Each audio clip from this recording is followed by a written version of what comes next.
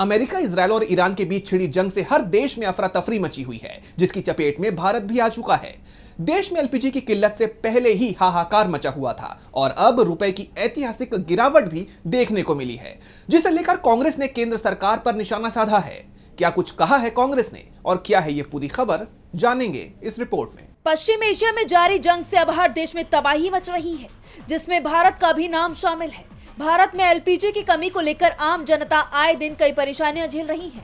जो LPG cylinder आसानी से मिल जाता था, उसे लेने के लिए अब गैस एजेंसियों के सामने लंबी लंबी लाइनें लगी हैं, जिसे लेकर एक तरफ विपक्ष लगातार मोदी सरकार की विदेश नीति पर सवाल उठा रहा है, तो वहीं दूसरी तरफ सरकार ने तेल गैस से जुड़ी जानकारी को राष्ट्रीय सुरक्षा से जोड़ दिया है। इसका मतलब यह है कि अब ये सिर्फ कंपनियों का मामला नहीं रहा, बल्कि देश की सुरक्षा से जुड़ा विषय माना जा रहा है। कई नए नियम लाए गए हैं, जिनमें तेल और गैस यानी ऊर्जा से जुड़ी सभी कंपनियों को अपनी पूरी जानकारी सरकार को देनी होगी।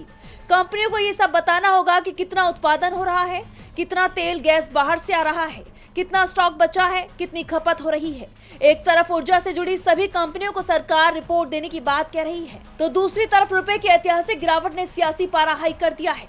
कांग्रेस ने इसे लेकर मोदी सरकार पर तंज कसते हुए एक्स पर पोस्ट किया। $1 बराबर 93 रुपए 31 पैसा। नरेंद्र मोदी की कड़ी मेहनत से रुपया अब तक के सबसे निचले स्तर पर पहुंच गया है। रुपए में ऐसी रिकॉर्ड गिरावट हमारी इकोनॉमी और देश की साख पर गंभीर सवाल खड़े कर रही है, लेकिन नरेंद्र मोदी को इससे रत्ती भर फर्क नहीं पड़ रहा। सरकार एलपीजी किल्लत और रुपया के निचले स्तर पर आने की वजह पश्चिम एशिया में जारी तनाव को बता रही है, लेकिन विपक्ष उसके झूठ पर पानी फेरते हुए जनता को आईना दिखा रहा है। जैसा आप जानते हैं कि सरकार एलपीजी किल्लत को नजरअंदाज करते हुए इसे एक अफवाह करार दे रही है, जिसका भांडा विपक्ष पहले ही फोड़ चुका है और अब रुपए की ऐतिहासिक गिरावट पर विपक्ष का तंज बीजेपी के लिए नई टेंशन बन गया है। डीबी लाइव की रिपोर्ट।